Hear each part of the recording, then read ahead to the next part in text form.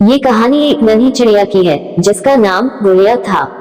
वह बहुत ही प्यारी, कोमल और चंचल थी। उसके माता पिता उसे बहुत प्यार करते थे और उसे उड़ने की कला सिखा रहे थे। गुड़िया का घोंसला एक ऊंचे पेड़ पर था, जहाँ से वह चारों ओर की दुनिया को देखा करती थी। उसे उड़ने की बहुत इच्छा थी, लेकिन अभी वह छोटी थी और पूरी तरह उड़ना नहीं जानती थी। एक दिन उसके माता पिता खाने की तलाश में दूर चले गए। गुड़िया अपने घोंसले में अकेली थी और आसमान में उड़ते हुए पक्षियों को देखकर बहुत खुश हो रही थी। उसने सोचा, मैं भी उड़ सकती हूँ, मुझे भी उड़ना चाहिए। अपने छोटे पंखों को फैलाकर उसने घोंसले से कूदने का प्रयास किया, लेकिन वह अभी इतनी मजबूत नहीं थी कि उड़ सके। जैसे ही उसने घोंसला छोड़ा, वह सीधे जमीन पर गिर गई। उसकी छोटी सी चोंच और पंखों को चोट लगी। वह दर्द से कराह रही थी, लेकिन आसपास कोई नहीं था जो उसकी मदद कर सके। गुड़िया ने बहुत कोशिश की, लेकिन वह वापस अपने घोंसले तक नहीं पहुंच पाई। उसे समझ में आ गया कि उड़ना इतना आसान नहीं था जितना उसने सोचा था। उसकी आंखों से आंसू बहने लगे। वह बहुत दुखी और अकेली महसूस कर रही थी। शाम हो चुकी थी और उसके माता पिता अभी तक वापस नहीं लौटे थे। गुड़िया ठंड से कांप रही थी और उसका शरीर दर्द से टूट रहा था। उसे लगने लगा कि शायद अब वह कभी अपने माता पिता से नहीं मिल पाएगी।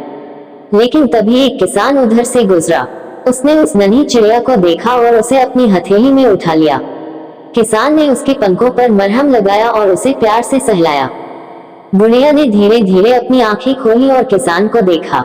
उसने महसूस किया कि अभी उम्मीद बाकी है। किसान ने उसे अपने घर ले जाकर उसका ध्यान रखा और जब वह पूरी तरह ठीक हो गई तो उसे वापस उसके घोंसले के पास छोड़ दिया।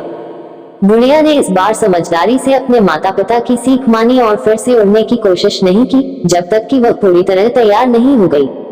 इस घटना ने उसे सिखाया कि कभी कभी धैर्य रखना और सही समय का इंतजार करना ही सबसे अच्छा होता है। गुड़िया की कहानी में आगे एक अद्भुत मोड़ आता है। जब किसान ने गुड़िया को घोंसले के पास छोड़ा तो वह बहुत खुश थी, लेकिन उसकी चोंच और पंखों में अभी भी थोड़ी कमजोरी थी। वह पूरी तरह से उड़ने के लिए तैयार नहीं थी। उसी समय भगवान श्री कृष्ण, जो अपनी दयालुता और करुणा के लिए जाने जाते हैं, उस क्षेत्र से गुजर रहे थे। उन्होंने देखा कि गुड़िया अभी दुखी और असुरक्षित महसूस कर रही है। श्री कृष्ण के मन में उसके लिए बहुत करुणा उत्पन्न हुई। वह गुड़िया के पास आए और अपने हाथों से उसे उठाया। उनके स्पर्श से ही गुड़िया को एक अद्भुत शांति और ऊर्जा महसूस हुई। श्री कृष्ण ने मुस्कुराते हुए कहा, डरो मत, अब तुम ठीक हो जाओगी। तुम्हारी चोटें ठीक हो जाएंगी और तुम फिर से अपने पंखों से आकाश में उड़ान भर सकोगी। श्री कृष्ण ने अपने दिव्य स्पर्श से गुड़िया के पंखों को छूकर उसे आशीर्वाद दिया। उनके आशीर्वाद से गुड़िया की सारी चोटें तुरंत ठीक हो गईं। वह अपने पंखों को फैलाकर उड़ने के लिए पूरी तरह तैयार हो गई थी। गुड़िया ने श्री कृष्ण को धन्यवाद कहा और उनकी ओर श्रद्धा भरी आंखों से देखा। श्री कृष्ण ने उसे एक महत्वपूर्ण संदेश दिया, जीवन में कठिनाइयां आती हैं, लेकिन धैर्य और साहस से उन्हें पार किया जा सकता है। हमेशा अपने समय का इंतजार करो और अपनी क्षमताओं पर विश्वास रखो। जब तुम तैयार हो तो आकाश भी तुम्हें सीमित नहीं कर सकता। ये कहकर श्री कृष्ण वहां से चले गए। गुड़िया ने अपने पंखों को फड़फड़ाया और अब वह आत्मविश्वास से भर गई थी। उसने धीरे धीरे उड़ना शुरू किया और बिना किसी डर के आसमान में ऊंचाई तक पहुंच गई। गुड़िया ने सीखा कि कभी कभी जीवन में हमें धैर्य और भगवान पर विश्वास रखना चाहिए। वह अब हमेशा श्री कृष्ण का आभार मानती थी और उनके द्वारा दिए गए उपदेश को अपने जीवन का हिस्सा बना लिया। गुड़िया अब पहले से कहीं अधिक मजबूत और आत्मविश्वासी हो चुकी थी। श्री कृष्ण के आशीर्वाद ने न केवल उसकी शारीरिक चोटों को ठीक किया था, बल्कि उसके मन में भी एक नई शक्ति और साहस का संचार किया था। अब वह आसमान में स्वतंत्र रूप से उड़ने लगी थी और अपने माता पिता के साथ नए नए स्थानों की खोज करती थी। एक दिन जब गुड़िया और उसके माता पिता जंगल के एक बड़े हिस्से में गए तो उन्हें वहां कुछ बड़ी पक्षियों का समूह मिला। ये पक्षी बहुत शक्तिशाली और तेज थे और छोटे पक्षियों को डराते रहते थे। वे छोटे पक्षियों को डराकर उनके खाने पीने का सामान छीन लेते थे। गुड़िया ने देखा कि छोटे पक्षी उन बड़े पक्षियों से डरते हैं और चुपचाप सहन करते हैं। ये देखकर गुड़िया को दुख हुआ, लेकिन अब वह पहले जैसी कमजोर नहीं रही थी। उसने श्री कृष्ण के दिए गए साहस के संदेश को याद किया।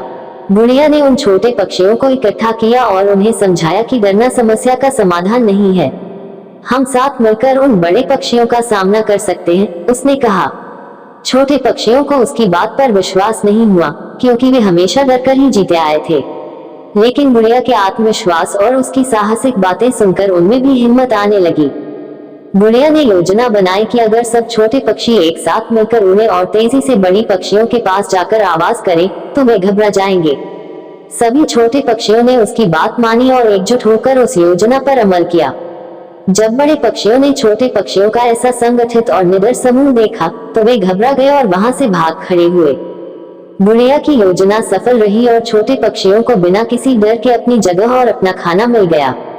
सबने गुड़िया का धन्यवाद किया और उसकी समझदारी और साहस की सराहना की। गुड़िया को अब न केवल उड़ने की कला में महारत हासिल थी, बल्कि उसने अपने भीतर नेतृत्व क्षमता भी पाली थी। शाम को जब गुड़िया अपने घोंसले में लौटी, तो उसने भगवान श्री कृष्ण को याद किया और उन्हें धन्यवाद कहा। उसने महसूस किया कि श्री कृष्ण का दिया हुआ आशीर्वाद और उनकी शिक्षा न केवल उसे शारीरिक रूप से बल्कि मानसिक रूप से भी सशक्त बना चुकी थी। अब गुड़िया अपनी पूरी शक्ति के साथ आकाश में उड़ती थी, लेकिन वह कभी नहीं भूलती थी कि सच्ची शक्ति आत्मविश्वास, एकता और साहस से आती है। उसने ठान लिया कि वह हमेशा कमजोर और जरूरतमंदों की मदद करेगी, जैसे कभी भगवान श्री कृष्ण ने उसकी मदद की थी। गुड़िया की यह यात्रा न केवल उसकी खुद की थी, बल्कि हर उस छोटे जीव की थी जो कभी कमजोर महसूस करता है। वह अब एक प्रेरणा बन चुकी थी और उसकी कहानी पूरे जंगल में फैल गई।